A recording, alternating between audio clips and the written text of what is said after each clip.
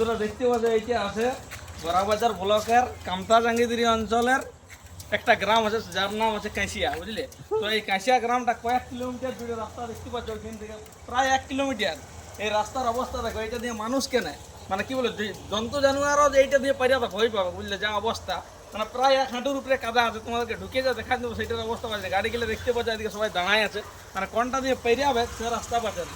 এই যে দাদারা দেখতে পাচ্ছ কি কি অবস্থায় পারিয়া গাড়িগুলো একটু দেখা, গাড়িগুলো যে কেমন অবস্থায় গাড়িগুলো পারিয়া এগুলাই মানে মানুষ চলা তো দূরে কথা বলছে, যদি কোনো ফোনের পশুকে এইটা দিয়ে পেরিয়া বলে না তো পেরিয়া। এই হচ্ছে আমাদের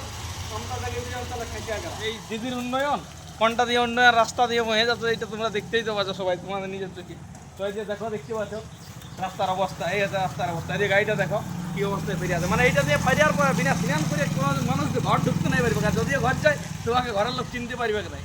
তো তোমাদেরকে একটাই কথা বলছি, যদি ভিডিওটা তোমরা মানে ভালো লাগুক চাই খারাপ লাগুক, একটু ভিডিওটা শেয়ার করে দাও, যাতে মানে নেতা মন্ত্রীরা দেখতে পায় যে কি অবস্থা নিয়ে মানে মানুষগুলা পারিয়ায় আর কি যাতায়াত করে এই এলাকার মানুষজন। মানে যাবতীয় এটা দিয়ে পুরুলিয়া যাক বা যে কোনো বাস গিলা জেলা যায়, মানে কি অবস্থায় গাড়িগুলো পেরিয়ে একটু আপনাদের কাছে রিকোয়েস্ট করছি ভিডিওটা শেয়ার করে দাও। রাস্তাটা MLMPদের চোখে একটু পড়ে, বা তাদেরকে যে রিকোয়েস্ট যে এই রাস্তাটা দিয়ে একবার যেন তারা এটা দিয়ে পেরিয়ে যায়, তাহলে এই রাস্তাটার অবস্থাটা তোমরা বুঝতে পারবে। তো সবাই টাটা বাই বাই, ভালো থাকবে, আর যতটা সম্ভব এই রাস্তাটা দিয়ে না আসার চেষ্টা করবে। রাস্তাটা ইয়া করা বাথা বাজে মাটি দিয়েছিল নাকি?